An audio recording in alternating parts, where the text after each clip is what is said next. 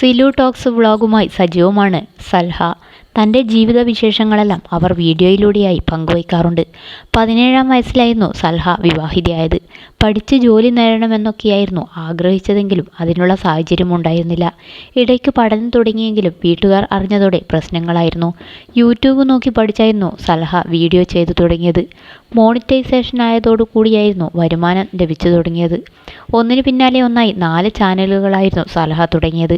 വ്യത്യസ്തമായ കണ്ടന്റുകളുമായി ചാനലുകൾ എല്ലാം ആക്റ്റീവാണ്. ഭർത്താവിനെക്കുറിച്ചുള്ള ചോദ്യങ്ങൾക്ക് മറുപടിയുമായി എത്തിയിരിക്കുകയാണ് സൽഹ ഇപ്പോൾ. സന്തോഷത്തോട് ഒന്നുമല്ല ഇതേക്കുറിച്ച് പറയുന്നത്. ഭർത്താവ് എവിടെ? ആളെ ഒളിപ്പിച്ചു വെച്ച് റീച്ചിന് വേണ്ടിയുള്ള ശ്രമങ്ങളാണോ? ആള് വേറെ പെണ്ണ് കെട്ടിയോ? അങ്ങനെ കുറേ ചോദ്യങ്ങളാണ് വന്നുകൊണ്ടിരിക്കുന്നത്. 2006-ൽ ആയിരുന്നു ഞങ്ങളുടെ വിവാഹം നടക്കുന്നത്. അന്ന് എനിക്ക് 17 വയസ്സും 3 മാസവുമായിരുന്നു. 20 വർഷമാവുന്നു ഇപ്പോൾ. ഞങ്ങൾ സെപ്പറേറ്ററാണ്. ഞാനും എൻ്റെ 5 മക്കളും സെപ്പറേറ്ററായാണ് താമസിക്കുന്നത് എന്നത് പുറം ലോകത്തെ അറിയിക്കേണ്ടെന്ന് കരുതിയാണ് പറയാതിരുന്നത്. തനിച്ചാണ് താമസം എന്ന് വീഡിയോയിലൂടെ പറയേണ്ടെന്ന് എല്ലാവരും പറഞ്ഞിരുന്നു. കുറുവ സംഘമൊക്കെയുള്ള കാലമല്ലേ, എന്നെയും മക്കളെയും തലക്കടിച്ചു കൊന്നാലോ എന്നൊക്കെയുള്ള ഭയമാണ്. എന്തുകൊണ്ട് വേർപിരിഞ്ഞു? ആരാണ് തെറ്റുകാർ?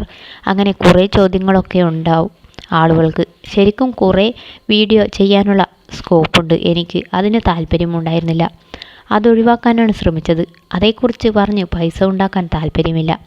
ഞങ്ങൾ വീട് മാറി. നിരന്തരം ചോദ്യങ്ങൾ വന്നതിനാൽ എനിക്ക് ഇതൊക്കെ ഇവിടെ പറയേണ്ടി വന്നു. എല്ലാം മനസ്സിലൊതുക്കി മുന്നോട്ട് പോകാനുള്ള ശ്രമത്തിലായിരുന്നു. കണ്ടന്റിന് വേണ്ടിയാണ് ഇങ്ങനെ ചെയ്യുന്നതൊക്കെ. 10-15 വർഷമായി പ്രശ്നങ്ങളിലായിരുന്നു. അങ്ങേയറ്റം പിടിച്ചു നിന്നിരുന്നു. എല്ലാം കൈവിട്ടു പോകുമെന്ന അവസ്ഥ വന്നപ്പോഴാണ് ഇങ്ങനെയൊരു തീരുമാനം എടുത്തത്. എൻ്റെ അധ്വാനം മുഴുവനും ഇട്ട ആ വീട്ടിൽ നിന്നും ഞാൻ ഇറങ്ങി.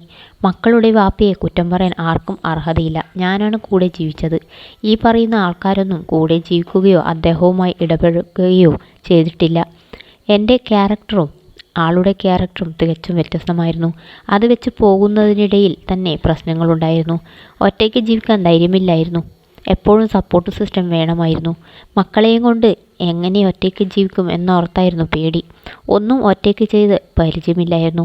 ഒരു വഴിയും ഇല്ലാതെ വന്നതോടെയാണ് ഈ തീരുമാനം എടുത്തത്. ഈ പ്രശ്നങ്ങളും എൻ്റെ കരച്ചിലും മക്കളും കാണുന്നുണ്ടായിരുന്നു. അവർക്ക് നോർമലായൊരു ലൈഫ് കൊടുക്കണമായിരുന്നു. ഉപ്പയില്ലാതെയോ ഉമ്മയില്ലാതെയോ അവരെ വളർത്താൻ എനിക്ക് ആഗ്രഹമില്ല. അയാളെ ഒറ്റപ്പെടുത്താതിരിക്കാനായി മക്കളെ അവിടെ വിട്ട് പോരണമായിരുന്നു. അങ്ങനെ വന്നിരുന്നെങ്കിൽ മക്കളെപ്പോലും നോക്കാതെ ഇറങ്ങിപ്പോയി എന്ന് പറയും. അവർക്ക് ബുദ്ധിമുട്ടാകണ്ട എന്ന് കരുതിയാണ് ഞാനും മക്കളും അവിടെ നിന്നും ഇറങ്ങിയത്. അവിടെ നിന്ന് ഇറങ്ങേണ്ടി വരുമെന്ന് കരുതി ഒരു വാടക വീട് നോക്കി വെച്ചിരുന്നു.